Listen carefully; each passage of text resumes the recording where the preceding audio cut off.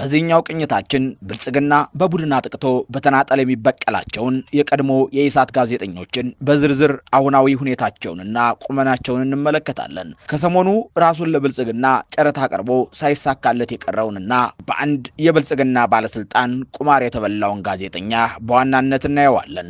ጋዜጠኛው የአብይ እናት ጠንቋይ ናት አቃታለው በሚል ንግግሩ ይታወቃል። ሁሉንም እንነግራችኋለን። አብራችሁን ቆዩ። ቻናሉ ኢትዮ ማለዳ ነው። ሳብስክራይብ በማድረግ ቤተሰብ ይሁኑ። ኤርሚያስ ለገሰ ዋቅጀራ አዲስ አበባ ተወላጅ ነው። በአማራ ሕዝብ በኩል ደግሞ እንደ አማራ ይቆጠራል። ነገርየው ግን ኦሮሞ ነው። ኢህአዴግ ባለስልጣንም ነበር። ኤርሚያስ በኢህአዴግ ፕሮፓጋንዳ ኃላፊ ሆኖም ሰርቷል። መለስን አምልኩ እስከ ማለት ይደርስ እንደነበረም ይነገርለታል። ኤርሚያስን በቅርብ የሚያውቁት ጓደኞቹ መለስ ሲሞት ኢህአዴግ እንደሚያበቃለት ያውቅ ነበር ይሉታል። መሪ ድርጅቱን ኢህአዴግን ከድቶ ለመሄድ አጋጣሚ ሲፈልግ አንዲት የተቀደሰች ቀን ገጠመችውና አጋጣሚውን ጠብቆ ለስራ ወደ አሜሪካ እንደሄደ የፖለቲካ ጥገኝነት ጠይቆ እዚያው ቀረ። በወቅቱ ኢሳት ቴሌቪዥን ለኢህአዴግ የእግር ሰዓት የሆነበት ጊዜ ስለነበር ኢሳት ጮፌ ጎዝጉዞ ኤርሚያስን ተቀበለው። ኤርሚያስ ኢሳትን ተቀላቀለ። የኢህአዴግ የተለያዩ ሚስጥሮችን እያወጣ የሳተላይቱ ድምቀት የኢሳት ወሳኝ የፖለቲካ ተንታኝም ሆነ።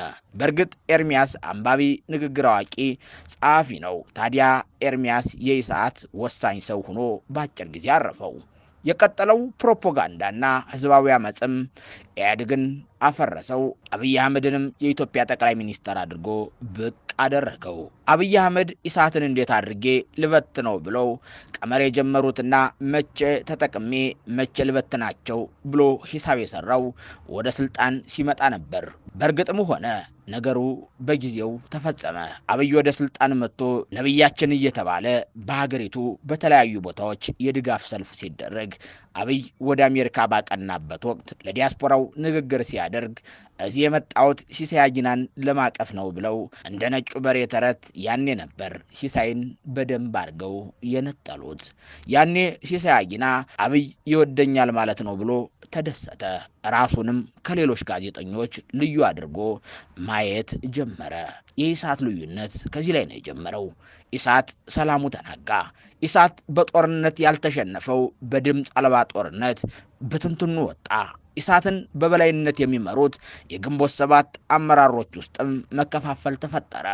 ኤርሚያስ ለገሰ፣ ሀብታሙ አያሌው፣ ብሩክ ይባስ፣ ምናላቸው ስማቸው፣ ኢየሩሳሌም ወዘተ የራሳቸውን ጎራ ይዘው 360 የሚል ዩቲዩብ ቻናል ከፍተው ከኢሳት ወጡ። ኢሳት በደንብ መከፋፈል ጀመረ።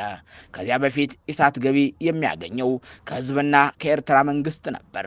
የሰሜኑ ጦርነት ሲፈነዳ ግን ብልጽግና ለኢሳት በጣም ብዙ ገንዘብ ፈሰስ አደረገ። ሲነገርም ከፋናና ከኢቲቪ በላይ እንደሆነም ይወረለታል። በጎፈንድሚም ህዝብ ይለግስ ነበር። የሰሜኑ ጦርነት አበቃ። ሲሳይ አጊና ከነፋሲልና ከነመሳይ ጋር መቃረን ጀመረ። አብይን ሲተቹት ፊቱ መቅላትም ጀመረ። በሸገር ከተማ ለምን የድሃ ቤት ይፈርሳል ብለው አብይን ጠንከር አድርገው ሲተቹት ሲሳይ ህገወጥ ከሆነ መፍረስ አለበት እያለ መከራከር ጀመረ። እዚህ ላይ ነው ነገርየው በአንድ ቻናል ይቅረቡ እንጂ ሐሳባቸው ሁለት ከሆነ ሰነባበተ። በመጨረሻም ጉንቱ የተባሉ ጋዜጠኞች መጨረሻቸው መለያየትና መከፋፈል ሆነ። ሀብታሙ አያሌውና ኤርሚያስ ለገሰ ተጣልተው ኤርሚያስ ከኢትዮ 360 ወጥቶ አዲስ ኮምፓስ የተባለ የዩቲዩብ ቻናል አቋቋመ። ብቻውንም መተንተን ጀመረ። ኢየሩስ፣ ሀብታሙ፣ ልዩ ብሩክ ቀርተው ነበር። እነሱም ተጣልተው ተለያዩ። ሀበሻ አብሮ መብላት እንጂ አብሮ መስራት አይችልም ለሚለው አባባልም ኢሳት ሁነኛ ምስክር ሆነ። ኤርሚያስ ለገሰ ዋቅጀራ ብቻውን መተንተን ጀመረ።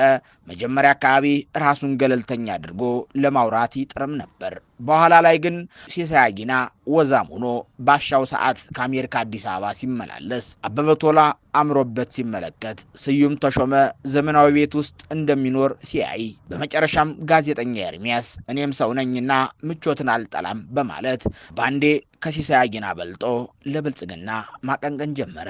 ኤርሚያስ እንደ ፍቅር ሲዝም ድንጋይ ይዞ ይቅር በሉኝ ማለት ነው የቀረው። በግልባጩ ፋናና ኢቲቪ ሆኖም አረፈው። መጨረሻ አብይን አምላኪ ሆነ።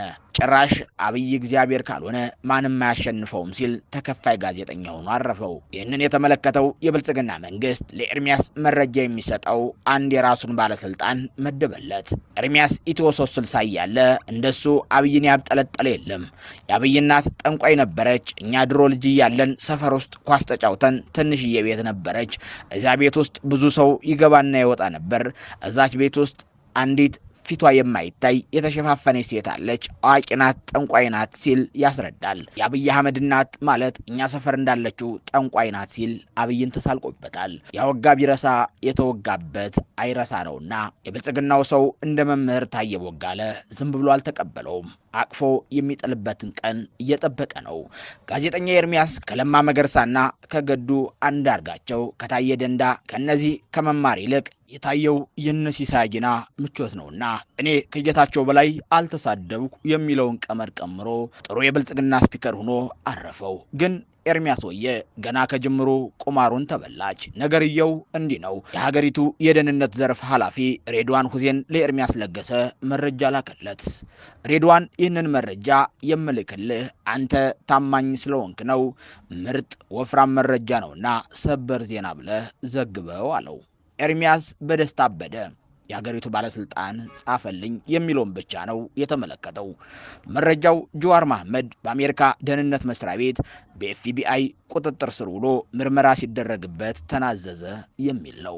ጀዋር ለሸኔና ለአልሸባብ ድጋፍ ሲያደርግ በመረጃ የአሜሪካ ደህንነቶች ተይዟል፣ እጽም ያዘዋውራል ይላል መረጃው። ኤርሚያስ ብዙ ዓመት አሜሪካ ኑሯል። ነገር ግን የአሜሪካን ሕግ የሚያውቅ አይመስልም። ኤፍቢአይ ዝም ብሎ ያለ መረጃ በቁጥጥር ስር አያውልም። ደግሞ መረጃ ለማንም ሀገርና ግለሰብ አይልክም። ኤርሚያስ አብይ አምኖኛል ብሎ ስለተደሰተ ብቻ ግራና ቀኙን ማየት አልፈለገም።